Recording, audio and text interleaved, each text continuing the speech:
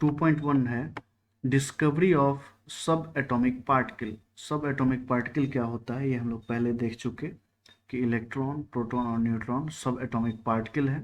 इसके डिस्कवरी के बारे में पढ़ेंगे। An insight into the structure of atom was obtained from the experiment on electrical discharge through gases. तो यहाँ से लेके यहाँ तक सब्जेक्ट हो गया। एटम के स्ट्रक्चर का इनसाइट, अंदर का दृश्य, उसके बारे में विशेष जानकारी। वाज ऑब्टेन्ड पैसिव सेंटेंस है, प्राप्त किया जाता है फ्रॉम द एक्सपेरिमेंट। कहाँ से? एक्सपेरिमेंट से। ये एक्सपेरिमेंट किस पे होता है? On electrical discharge through gases. Gases के थ्रू जो इलेक्ट्रिकल डिस्चार्ज होता है, इस एक्सपेरिमेंट से हम लोग एटम के स्ट्रक्चर का इनसाइट पता कर पाते हैं, उसके बारे में विशेष जानकारी ले पाते हैं। Before we discuss this result, इस रिजल्ट को डिस्कस करने से पहले we need to keep in mind a basic rule. हमको दिमाग में रखने की आवश्यकता है एक बेसिक रूल। कौन सा रूल है? यह है regarding the behaviour of discharge particle. इस डिस्चार्ज पार्टिकल के बिहेवियर के रिगार्डिंग एक रूल याद रखनी है। वो रूल क्या है? बहुत सिंपल रूल है जो हम लोग पहले भी पढ़ चुके हैं। Like charges repel each other. जो लाइक चार्जेस है वो एक दूसरे को रिपेल करता है। प्लस प्लस रिपेल करेगा, माइनस माइनस रिपेल करेगा। And unlike charges attract each other. और जो अनलाइक चार्जेस हैं, जैसे एक प्लस और एक माइनस से, तो वो एक दूसरे को अट्रैक्ट करेगा। ये सिंपल सा रूल दिमाग में रखना है। जब भी हम, तो इस पूरे पैराग्राफ का क्या मतलब निकला कि एटम के स्ट्रक्चर का इनसाइट ऑब्टेंड किया जाता है। इनसाइट मतलब उसके बारे में विशेष जानकारी कहाँ से मिलती है? जो हम एक्सपेरिमेंट करते हैं इलेक्ट्रिकल डिस्चार्ज थ्रू गैसेस, इस एक्सपेरिमेंट से एटम के स्ट्रक्चर का इनसाइट व्यू मिलता है। इसीलिए हम लोगों को इसके रिगार्डिंग एक बेसिक रूल दिमाग में रखना है कि लाइक चार्जेस रिपेल करता है एक दूसरे को और अनलाइक चार्जेस अट्रैक्ट करता है। 2.1 है discovery of electron. In 1830, Michael Faraday showed that if electricity is passed through a solution of an electrolyte, chemical reactions occurred at the electrode, which resulted in the liberation and deposition of matter at the electrodes. लंबा sentence है, break करके पढ़ते हैं। In 1830 में Michael Faraday showed that, Michael Faraday दिखाया कि if, अगर electricity is passed through a solution of an electrolyte, अगर किसी इलेक्ट्रोलाइट के सॉल्यूशन से इलेक्ट्रिसिटी पास कराया जाता है, पैसिव सेंटेंस है। जब किसी इलेक्ट्रोलाइट के सॉल्यूशन से इलेक्ट्रिसिटी पास कराया जाता है, chemical reaction occurred at the electrode, electrode पर केमिकल रिएक्शंस होता है, which resulted in the liberation and deposition of matter at electrode। इसका रिजल्ट क्या होता है? विच रिजल्टेड, उसका रिजल्ट होता है इन द लिबरेशन। लिबरेशन मतलब होता है किसी पार्टिकल का निकलना वहाँ से। लिबरेशन एंड डिपोजिशन मतलब होता है जमा होना। Liberation and deposition of matter at the electrode, electrode पे मैटर या तो जमा होता है, नहीं तो लिबरेट होता है, वहाँ से हटता है।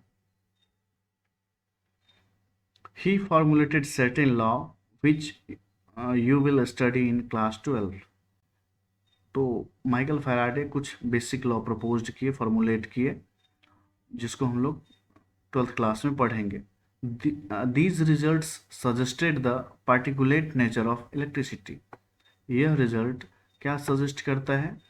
कि इलेक्ट्रिसिटी का नेचर पार्टिकल है, पार्टिकल नेचर का है electricity. Electricity particle nature show करता है। तो इस पैराग्राफ में हम लोग देखें कि 1830 में Michael Faraday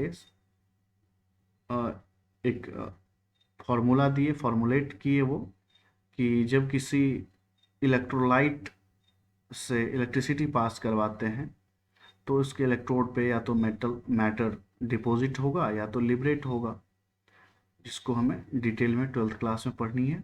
this result suggested the particulate nature of electricity. ये रिजल्ट क्या बताता है कि इलेक्ट्रिसिटी का नेचर पार्टिकल है, पार्टिकल नेचर शो करता है इलेक्ट्रिसिटी। इन मिड 50s, उसके 20 साल के बाद मिड 50s में मेनी साइंटिस्ट, मेनली फैराडे, बहुत सारे साइंटिस्ट खास करके Faraday, began to study electrical discharge in partially evacuated tube. Partially evacuated tube में इलेक्ट्रिकल डिस्चार्ज की स्टडी स्टार्ट किया। बहुत सारे साइंटिस्ट पार्शियली इवैक्यूएटेड ट्यूब में इलेक्ट्रिकल डिस्चार्ज की स्टडी को स्टार्ट किया। बिगैन मतलब स्टार्ट किया, शुरुआत किया। Known as cathode ray discharge tubes, इसे क्या कहा जाता था? Cathode ray discharge tube. It is depicted in figure 2.1। ये 2.1 फिगर में जो ऊपर है उसमें दिखाया गया है। ये है फिगर 2.1।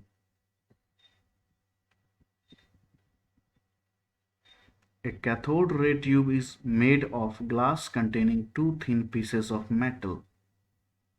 एक कैथोड रे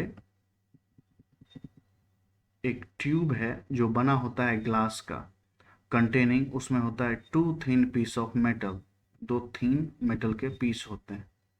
ये एक मेटल का पीस है और ये एक मेटल का पीस है। Two thin piece of metal होता है जिसको इलेक्ट्रोड बोलते हैं। सील्ड इन इट, ये इसमें सील्ड होते हैं। तो a cathode ray tube is made up of glass containing two thin pieces of metal called electrode sealed in it.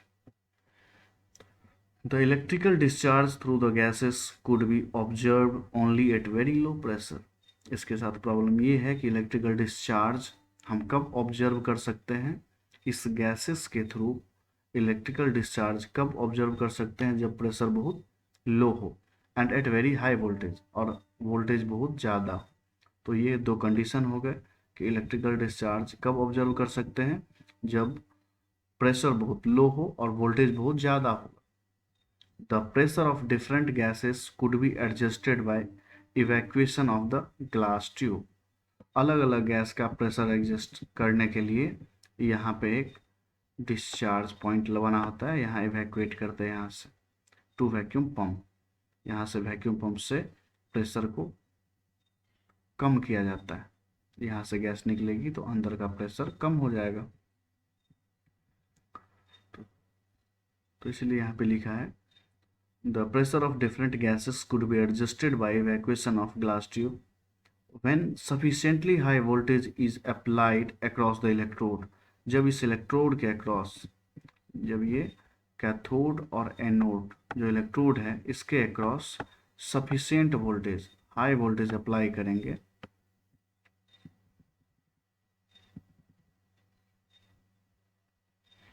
current start flowing through a stream of particles moving in the tube from negative electrode to positive electrode। तो क्या होता है? Current flow होना start हो जाता है through a stream of particle, particle की तरह लाइन में करंट फ्लो होना स्टार्ट हो जाता है और यह ट्यूब के अंदर नेगेटिव इलेक्ट्रोड से लेकर के, जिसको कैथोड बोलते हैं, पॉजिटिव इलेक्ट्रोड की तरफ जाता है। कैथोड से निकल के एनोड की तरफ जाता है। कब? जब पोटेंशियल को बहुत ज़्यादा कर देते हैं, प्रेशर को लो कर देते हैं। These were called cathode ray और कैथोड रे पार्टिकल। इस पार्टिकल को कहा जाता है कैथोड रे या कैथोड रे पार्टिकल। तो इसमें हम क्या समझे इस लाइन में? When sufficiently high voltage is applied across the electrode, जब इलेक्ट्रोड के across sufficiently high voltage apply किया जाता है, current start flowing through a stream of particle, एक पार्टिकल के धारा की तरह करंट फ्लो होने लगता है और ये मूव करता है ट्यूब के अंदर नेगेटिव इलेक्ट्रोड, जिसको कैथोड बोला जाता है, टू द पॉजिटिव इलेक्ट्रोड की तरफ। और इस स्ट्रीम ऑफ पार्टिकल को कहा जाता है कैथोड रेज और cathode ray particle. The flow of current from cathode to anode was further checked. ये जो करंट फ्लो हो रहा है कैथोड से एनोड की तरफ, कैथोड से एनोड की तरफ, was further checked by making a hole in the anode and coating the tube behind anode. इसको आगे और भी चेक किया जाता है। कैसे? तो होल कर देंगे एनोड में और coating the tube behind anode, और एनोड के पीछे जो स्क्रीन है, शीशा है, उसको कोटिंग कर देंगे। उसका कोटिंग कर देंगे किससे? With fluorescent material zinc sulphide. ZnS zinc sulphide एक फ्लोरोसेंट मटेरियल होता है, उससे पीछे कोट कर देंगे।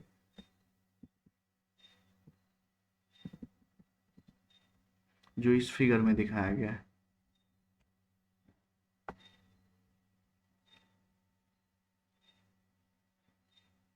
अभी तक जो पढ़े थे उसका क्या मतलब निकला कि ये कैथोड है, ये एनोड है, इसके अक्रॉस हाई वोल्टेज क्रिएट करेंगे तो एक बीम ऑफ पार्टिकल यहाँ से निकलना स्टार्ट हो जाए। कैथोड से एनोड की तरफ बीम ऑफ पार्टिकल निकलेगा।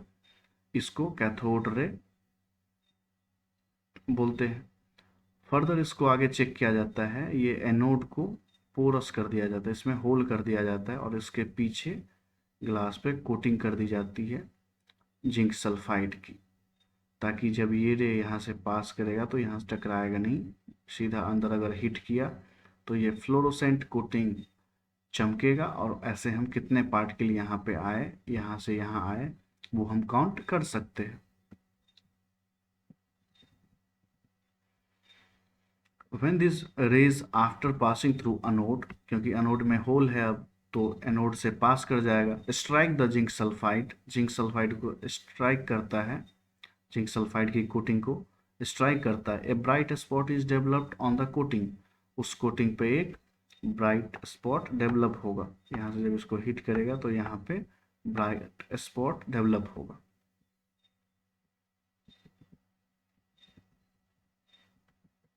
क्योंकि ये है एक कैथोड रे डिस्चार्ज ट्यूब, ये इस सेटअप का नाम है cathode ray discharge tube with perforated anode. Perforated मतलब छेद किया हुआ एनोड है, इसमें एनोड में बहुत सारा छेद है। The result of this experiment are summarized below. ये जो एक्सपेरिमेंट किए अभी, इसको हम समराइज करते हैं। समराइज किया गया है नीचे।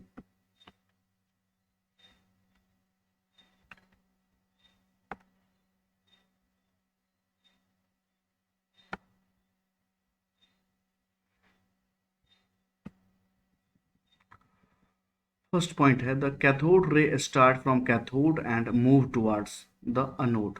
इतना तो क्लियर है कि कैथोड रे जो है वो कैथोड से निकल के एनोड की तरफ जाती है। फर्स्ट पॉइंट हो गया। सेकंड है these rays them self are not visible. ये रेज खुद तो विजिबल नहीं है, but their behaviour can be observed with the help of certain kind of material.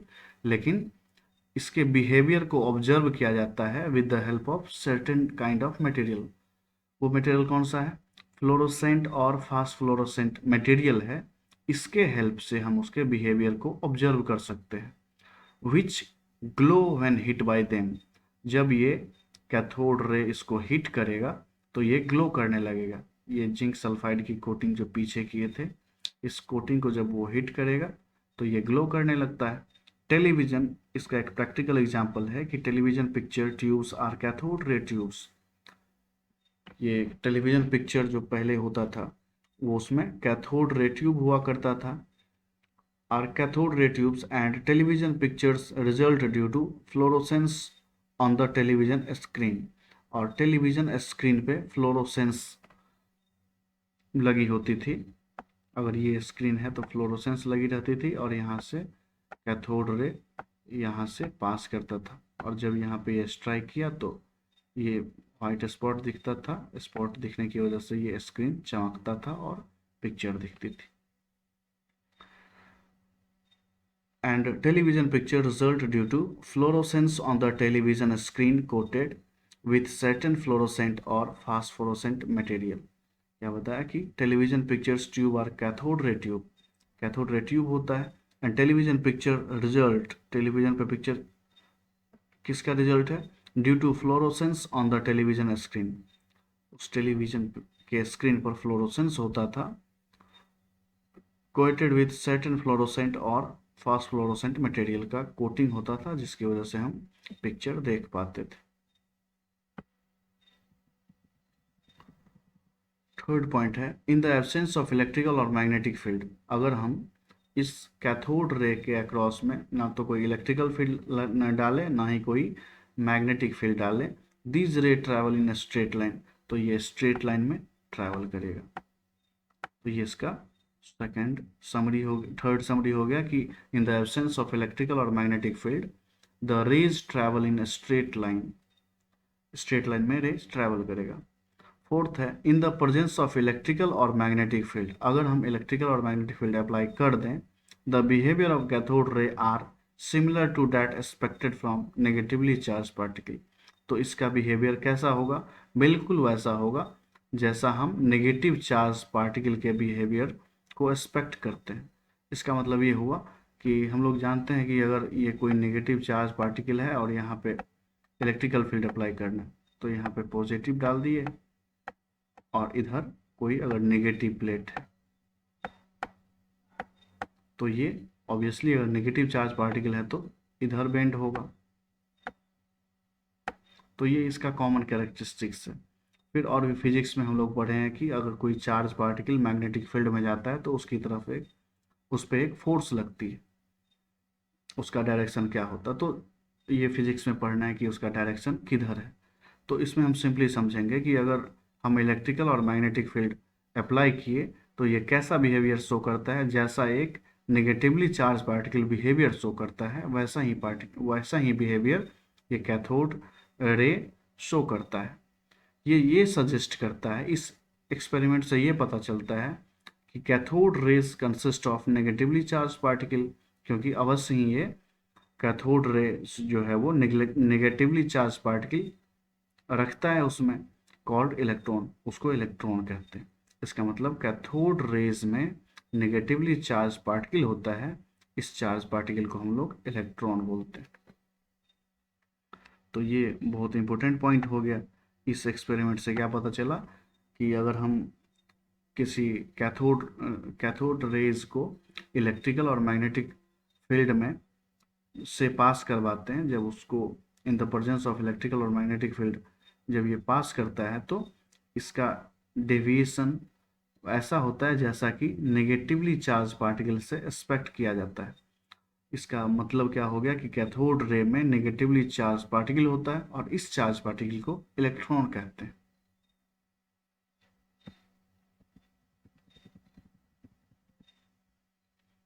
The characteristics of cathode rays, जिसको हम इलेक्ट्रॉन बोल सकते हैं, do not depend upon the, ये डिपेंड नहीं करता है किस पे, मटेरियल ऑफ इलेक्ट्रोड्स, कौन सा इलेक्ट्रोड यूज कर रहे हैं उस पर डिपेंड नहीं करता है, क्योंकि हम इलेक्ट्रोड को बार बार चेंज करके डिस्चार्ज करवाते हैं, फिर भी सेम ही पार्टिकल, उसका नेचर सेम ही रहता है। And the nature of gas present in the cathode ray tube, मतलब कैथोड रे ट्यूब में हम कोई सा भी इलेक्ट्रोड डालें या कोई सा भी गैस डालें, ये कैथोड रे का नेचर चेंज नहीं होता है।